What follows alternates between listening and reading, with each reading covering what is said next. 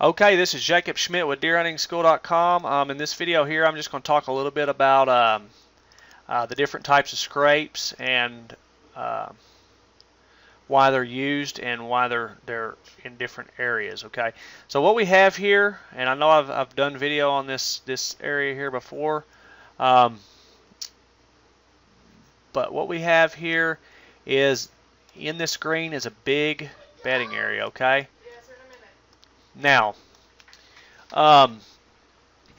with a lot of deer bedding in it. Now, what I want to talk about is the different types of scrapes. And on this, around this bedding area, there is a pretty large primary scrape area, and we're going to talk about that in a minute. But first, we want to talk about what is a secondary scrape, okay?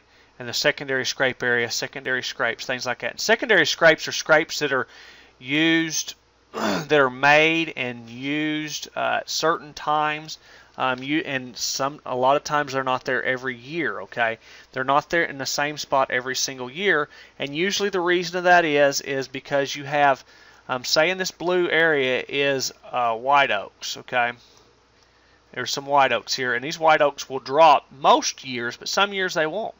You have a frost, kills out the buds, and it kills out the acorns, and they don't drop.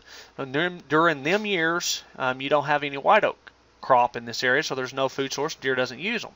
Okay, so what happens? And a lot of times there'll be scrapes in these areas. Deer will come, bucks are there. When there's acorns on the ground, they will use this area and they will make scrapes. Okay, and what happens is whenever the white oaks run out or they're not there, they don't use it. Okay. And that's what I mean by a secondary scrape area. That's what makes this a secondary scrape area. They're not going to use it every year. Okay, it's not going to be in the scrapes aren't going to be in the same area every year. Okay, and the reason is because there's going to be years that there's no food there. The white oaks aren't going to drop.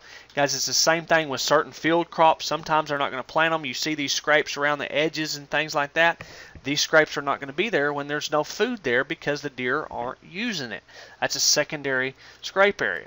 Okay, now you have this, what I call a dummy scrape, and it's just this scrape you just find out in the middle of nowhere for no apparent reason. You can't figure out why, or just a scrape. A lot of times they're big, pretty scrapes. Gets guys pumped up, wanting to hunt these scrapes. And they're just a scrape that just a lot of times they're out in the middle of an open wooded area that, you know, the deer just really aren't going to use during the daytime. Okay, and there could be just maybe it was a buck that's seen another buck and they had a territorial issue while he's chasing a doe and he gets aggressive and makes a scrape. Whatever the reason is, I don't know why they make scrape there, but you see them sometimes. And it's just a dummy scrape, okay? And now you have the primary scrape, okay? Or primary scrapes in primary scrapes areas. Sometimes you'll have a primary scrape and it's made exactly under the same licking branches every year, and you'll have primary scrape areas. This here is a primary scrape area that I'm fixing to show you. And what it is, you have scrapes that pop up right in here every year. Okay, and then you have some scrapes that pop up actually right in here every year. Okay, and then in this circle here, there's usually about 10 scrapes pops up right here. Okay, in this area. And then you have this, some scrapes that pops up right in here usually. And right in here, 1 or 2 scrapes. Okay, this particular area is what you would consider a primary scrape area. They're here every year, okay? This is a primary scrape area, okay? The scrapes are there every single year. No matter what preferred food source there is, no matter where the deer are feeding, no matter what, these scrapes are here every single year, okay? This is a secondary scrape area because it changes. These scrapes changes. Sometimes they're there, sometimes they're not. They're only there while the food is there, and then they disappear. They're not used anymore. The leaves fall, covers them up. They're never used again. Okay, this is secondary scrape area. Okay, and by the way, there is no white oaks here. I just drew that out just for illustration. But if it's a food source or anything like that, you'll see what I'm talking about.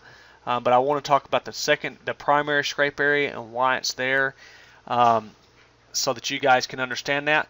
Now then you have this dummy scrape. Okay, this is just made for whatever reason. Don't have any idea, know why. Probably be never used again, but for some reason a buck decided to make a scrape there. Okay, now there are two of these scrapes that can be hunted and you could have some success at.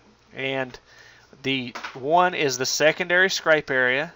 With the right timing, it's good scrapes.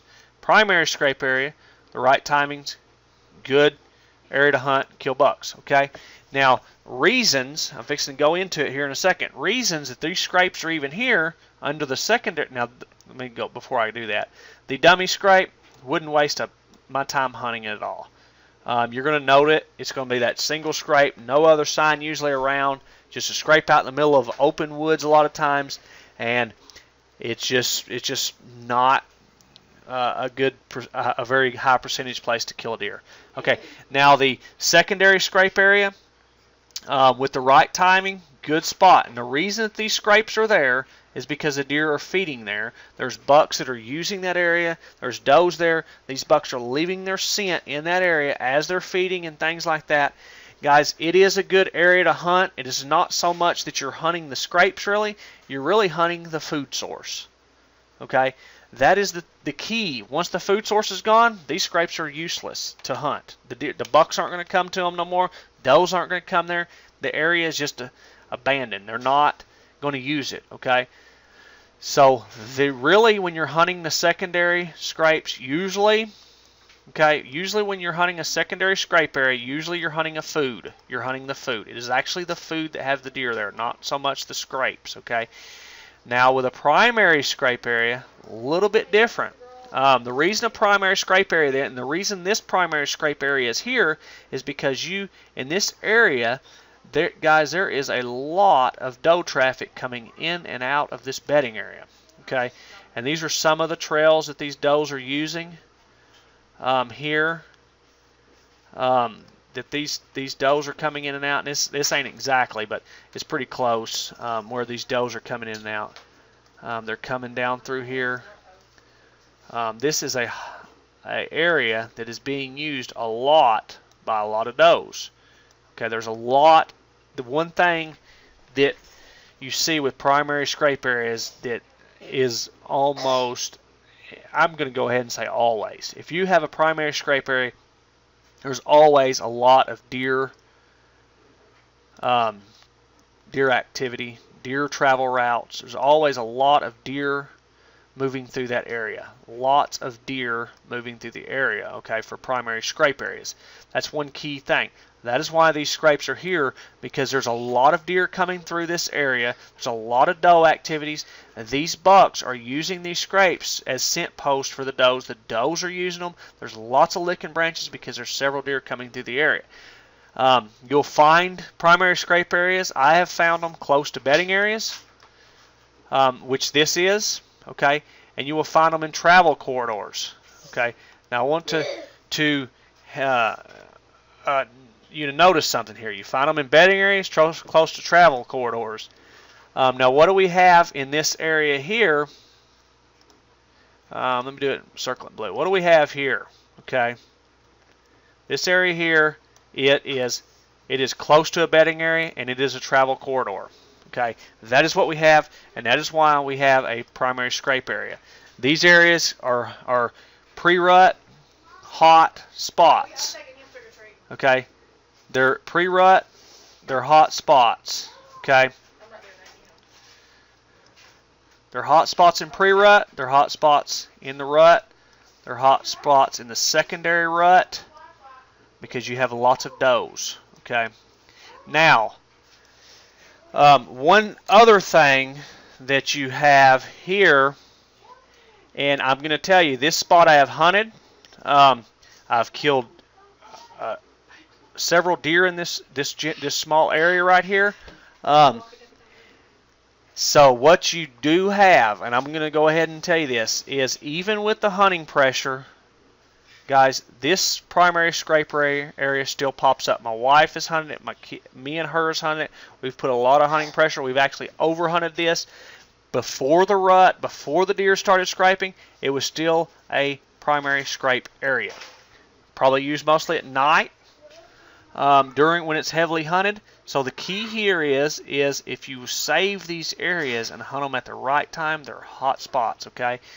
So anyways, I hope you guys enjoyed this video here. This is Jacob Schmidt with deerhuntingschool.com. I think it really goes into detail on scrapes and things like that.